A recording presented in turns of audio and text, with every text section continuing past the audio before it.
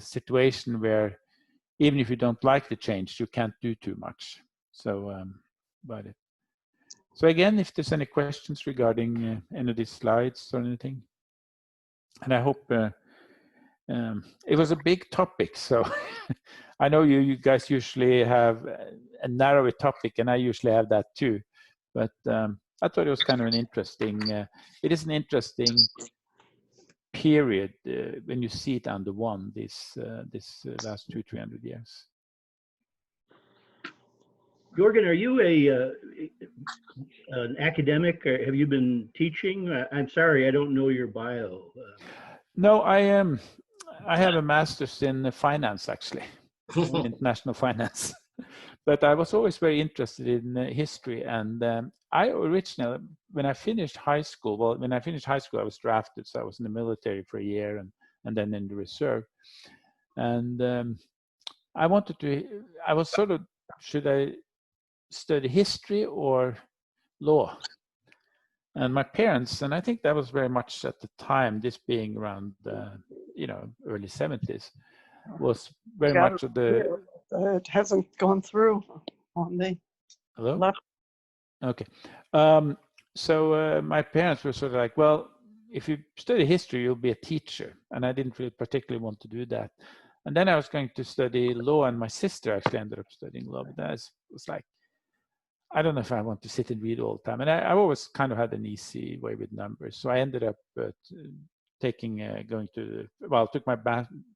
my bachelor's in Norway, and then started working for Burroughs Corporation, which some of you may remember, one of the first computer companies, which was nice. But I realized what you all know: being a student is a heck of a lot more fun than being going to work every day. Yeah. So, and my dad had he went to the Air Staff College in Alabama, which have a lot of, well, it's the kind of the West Point of the Air Force, and they also have some, some allied pilots from NATO, etc. So my dad went there, and he had quite a time there. So he always said, "Oh, Jorgen, you should go to the U.S. and stay there for a while." So I figured. So your father was in the Air Force.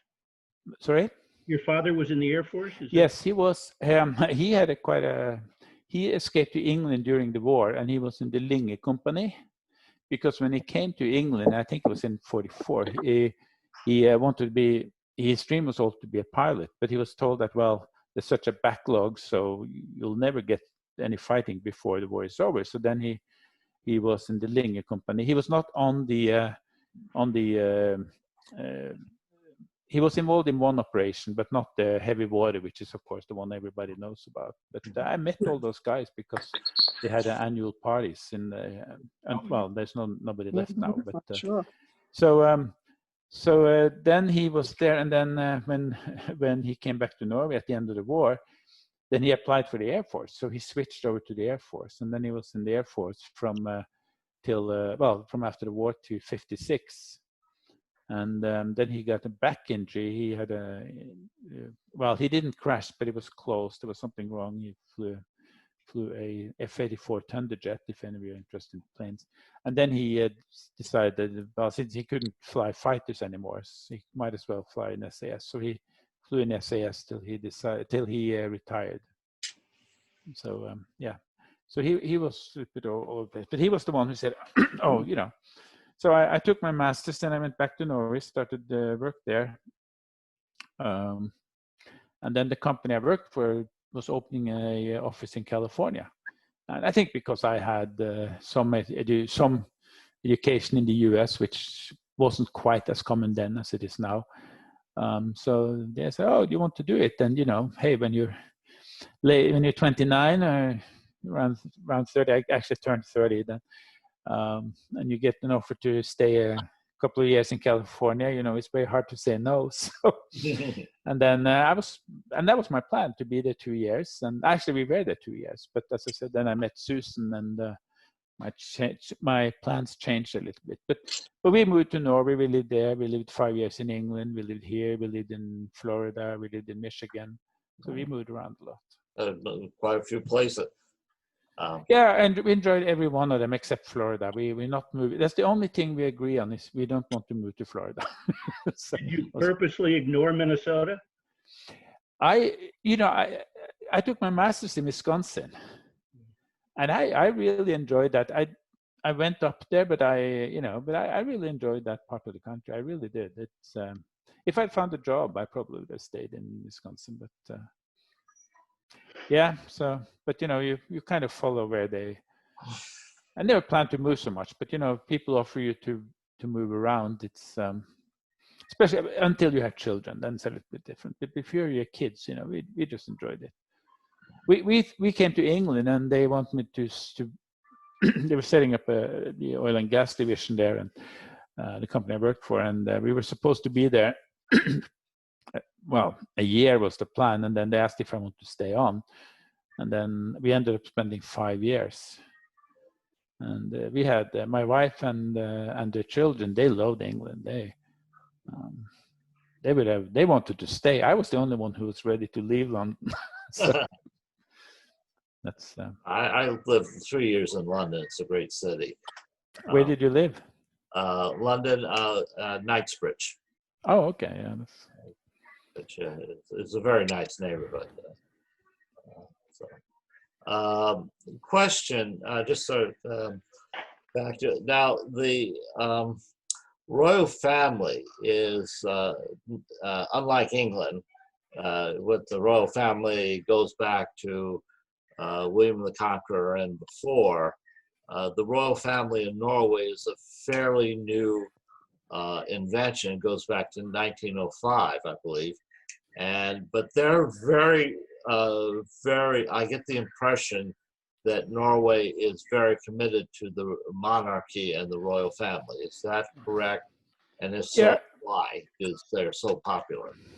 Well, the Norwegian family, actually, of course, Norway was a kingdom until 1394, until the Black Death wiped out the family. But at that time, what happened was what was left of the Norwegian family, and one of them was the Norwegian Queen Margaret. She married another, the Danish king. So Norway, Sweden, Denmark was one country. And then, of course, it split up after a couple of 100 years. The Danish company, the Oldenburg monarchy, last from that time. Now, remember that King, and the Oldenburg was a continuation of the old kingdom. So there is actually a thread because Kong Haakon was, of course, Prince Alexander was prince in Denmark and the second youngest, so he wouldn't have been a king.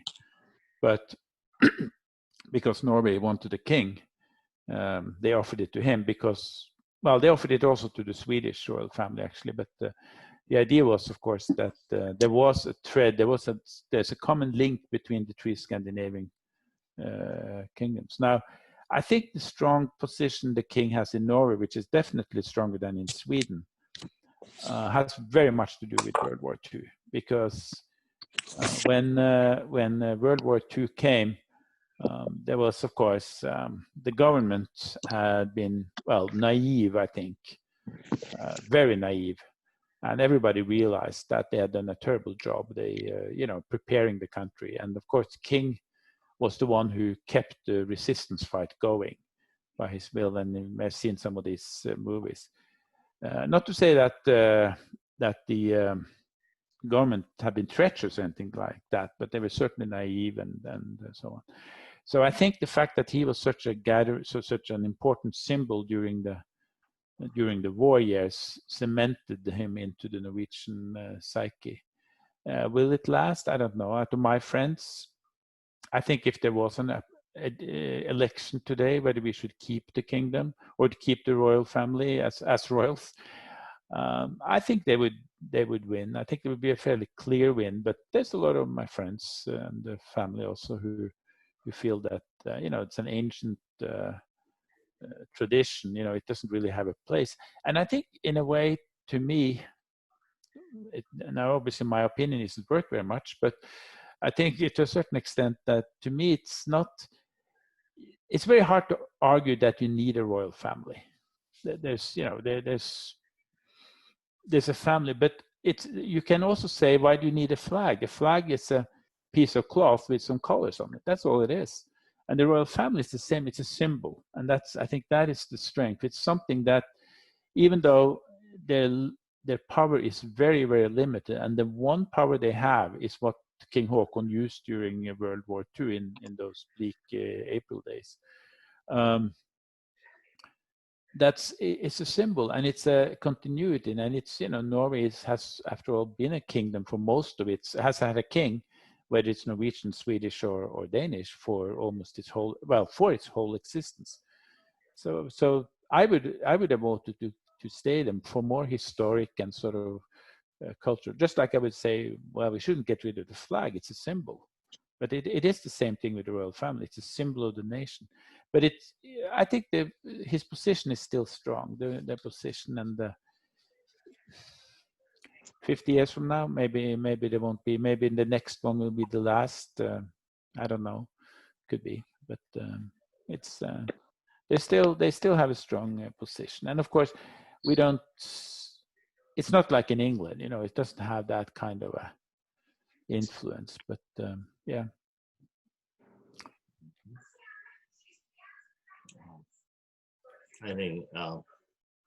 I have some more questions I wanted.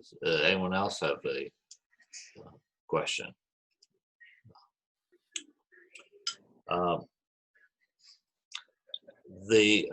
I guess World War II, particularly for Norway, was built a lot of solidarity in the country, having gone through the shared experience. Would you say that brought about a lot of national pride and solidarity, having the experience of occupation? Oh, undoubtedly. I mean, the two periods is 1905, when it became independence. There was, of course, a lot of nationalism. Then in the 30s, you had a lot of these social problems, which part of industrialization, and of course, some pretty awful places people had to work. And then, so there was some social discord, but World War II brought it together in a way that nothing else could have. So I think it, in a way, of course, you can't say that anything is good when 10,000 people get killed, but as a nation, I think Norway would not have been the unified nation it has been ever since if it wasn't for World War II. Again, of course, now you're getting new generations. I mean, I consider myself as sort of like a follow-up on the war generation, because we grew up with it. Every time we went to the city, my mother and my father could point, oh yeah, here is this. I mean, you go to Akershus, you have that area where so many resistance fighters were executed. So it was very live for us, even though I was born after the war.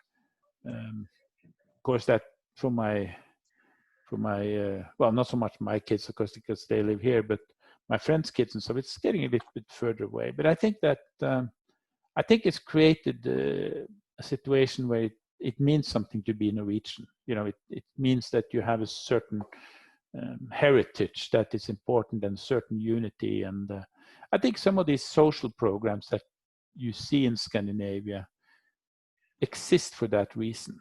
It's a small country. It's easier, I should say, to have, but and it wouldn't be acceptable for Norway to have people live, for example, without healthcare. Things like that. That's that would be sort of national shame. So World War II definitely created a unified nation. I was talking to one person. It's always amazed that the German leadership, I mean, the German Nazis were epitomizing this strong, virile, blonde, Aryan race. And none of the Nazi leaders remotely resembled this idea. Hitler was fairly short, dark hair, and I did talk to one person about it. Apparently, that was sort of a joke in Germany at that time. You know, you would say, well, he is as blonde as Hitler, or as thin as Goering, or I think it was as smart as Goebbels. You know, they would have, they would I assume fairly carefully, but they would be constantly ridiculing the Nazi leadership. But yeah, it's one of those things that we find how Hitler, and I think as you mentioned, he really only got initially 35% of the vote. A lot of it was intimidation, how he managed to lead Germany down to war and, you know, pretty much complete destruction. And it was also a time, of course, where there was a lot of social schism. And we have to remember that, and also I think maybe at times, I think we make it too easy to forgetting how it was seen at the time. Because remember, the Waffen-SS, which we have read in the history books, it was only blonde Aryans who could be in the Waffen-SS. That was the Foreign Legions. But that's not true. They had 2,500 people from India. They had Americans. They had an American Legion. It was a small one. They had a British Legion. They had soldiers from every country in Europe and most countries. Mm-hmm. And they had 60,000 Russians, the whole division. So there's a lot of people who sympathized with their cause. They may not have sympathized with everything. We know, for example, for the Norwegians, that, well, I'm sure there were some that were very anti-Semitic, but in all the research that's been done, and it's considerable, it's clear that the majority of them were just very, very anti-communist. So anti-communist that they couldn't see that Hitler was just as bad as Stalin. I think we had to, over the years, as this thing get further away, we'll get a more realistic view. My dad was very, must have been in one of the first years in elementary school, we had history. And I was, you know, doing my homework, and my dad said, oh, let me see. And he was reading on my shoulder. And, you know, in the 60s, everything was black and white when it came to the war. So, and my dad's like, and I still remember that very well. He said, it wasn't like that, Jorgen. He said to me, it wasn't so that everybody, all the nice guys, you know, sided with the Allies, and all the bad guys sided with Germans. He said they were both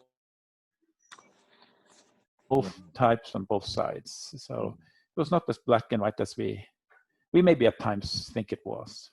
And there was something like 15,000 Norwegian men who signed up for the Waffen-SS. So, and actually, the Waffen-SS, there were more Norwegian soldiers who fell in the German army than fell in the Allied armies.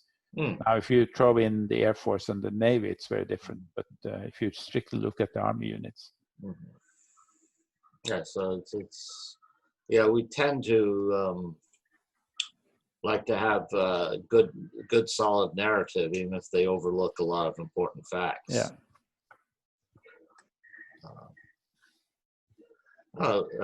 Just want to know if there's anyone want to speak up. I can't. Are you finished with the slides? Sure. Yes, I think that was the.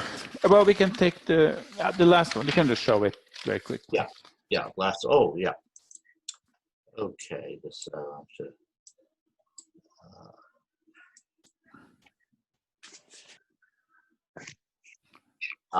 So that's just what I mentioned. So the Norwegian army, one lesson from World War II, of course, was that you know, if you're asking young people or young men and women today to fight, you know, the least you can do is give them the best equipment you can get, and that lesson, I must say, has been learned. So these are some of the boats. This is the F-35, which is the most expensive military program in history. So Norway has ordered 50 something of them. And then to the top right is this Skjold class. It's a corvette. There's 6 of them, and it's actually, I think it's one of the, at least it's the fastest cruise class of ships. So they can cruise at 60 knots. So they're very, very fast. And then bottom left, it's one of the Nansen frigates. There were 5 of them, but as probably a lot of you know, one of them managed to do a Titanic imitation. So fortunately, nobody died, but the ship was a total wreck. And then the bottom is the new tanks that we use. And when I was in the cavalry. So, but we didn't have. That's one is called a Leopard 2. It's very much like the M1, which the U.S. Army uses. It's a different one, but they actually have the same gun. So, just want to just mention that. Yes, that was one lesson which is still very valid, I think, and everybody know that if you have a defense, at least you should have the best money, the best you can afford, at least. And as I understand, very few countries, the United States sells the F-35 to very few countries. It's not something, it is the most advanced fighter in the American arsenal. Yeah. And it's a stealth fighter, so it's a very... and that's actually a picture of the first 2 Norwegian ones. You can see it has the Norwegian tails from 332 Squadron, which was the... it has like a flash. They used to be red, white, and blue, but of course, being a stealth fighter today, everything is gray because it should be unobservable. So it's quite an impressive plane. So we'll see. Just one point that I know there's a book written called Blowout by Rachel Maddox. Not getting into politics, but she made the point that finding oil generally harms a country because the influence of cash tends to corrupt the political system and distort the economy. And I think looking at Norway and asking both as a historian and finance, Norway is very smart in limiting the amount of oil revenues that they brought into the country, looking at it from hindsight. Because a lot of countries have created the problem, Russia particularly, have created the problems being too tied to the oil economy. Yeah, no, I agree 100%. I think they handled that very, very well. And I worked in the oil industry for 20 years, and they taxed them fairly. The oil industry has been taxed fairly heavily, but that hasn't deterred anybody from coming here in Pennsylvania. We don't tax the gas industry, and I don't understand why. It's a very profitable industry. But Norway's had the opposite, but the oil companies, every time there's been another field made available for excavation or developing oil or gas, every company in the world has been lining up to get them. So, and as you said, there was a big discussion back in the 70s when it hadn't really made much impact with what should be done. And there was a very big political agreement that we shouldn't become a Kuwait. We don't want to be a nation which is 100% oil, very little else. And it's so they try to keep it. Of course, oil is the biggest industry, but it's still only about 40%. So which is high, but out of the exports. But in March last year, the fish export was actually more valuable than the oil export from Norway. So so they have been careful, and now I think what's happening is a little bit like what you see. A lot of that industry moved out, and now it's moving back again. So we'll see. But I agree with you. I think they, by and large, I think they did a very good job. They did not want to become another Kuwait, so to say. Yeah. Okay. Anyone else would like to have a question or anything? I thought it was a very interesting talk, Jorgen, and I learned a lot about it, particularly getting understanding of all the factors that were involved in Norwegian independence and all the factors that led up to World War II and afterwards. So I thought it was a very good talk. I appreciate you giving us the talk. Thank you. I really enjoy meeting with these lodges, and I wish I could have gone down there. I would be very happy to go down there again, but obviously with COVID, that's not possible. And in fact, well, you can't really travel at all. I was scheduled to go to Norway in April, but that has been postponed for a few months. Yeah, that's a disappointment. And I always miss the lefse and the krumkake and all of the salmon and all the good stuff that we have at our meetings. So fortunately, there's no way to produce that via Zoom. There is the Norwegian Seamen's Church in New York usually have a lot of stuff. Oh, yes. Yeah, so I usually go up there, but of course they've been closed too. But now I think they're open again, so I'm getting ready to find an excuse to go to New York. And we're hoping to have the bazaar, which you're most welcome to come down and enjoy. Yeah. We have all the Norwegian goodies there.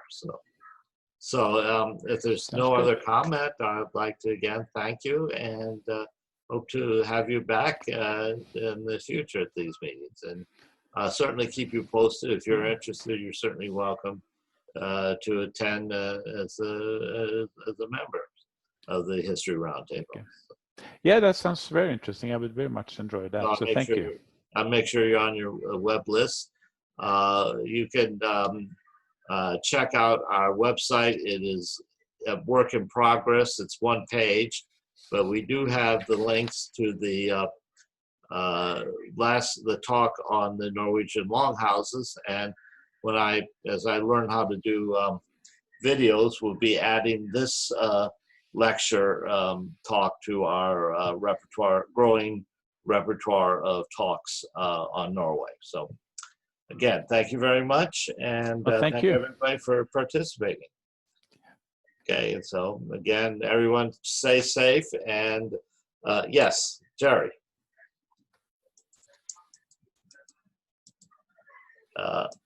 Okay, can you unmute? Yeah, Jerry. To say thank you very much, Jorgen, and very interesting. Again, I just glad that got an invitation to participate. So, and to see some folks again that we haven't seen for a long time. So it's been great. Thank you. Thank you. We're glad you could participate. And my cat enjoyed it too. I'll bring some fish next time. Yes. Okay. Thanks, guys. Bye, everybody. Bye. Bye. Stay safe. Thank you very much. Stay safe. Thank you. Bye.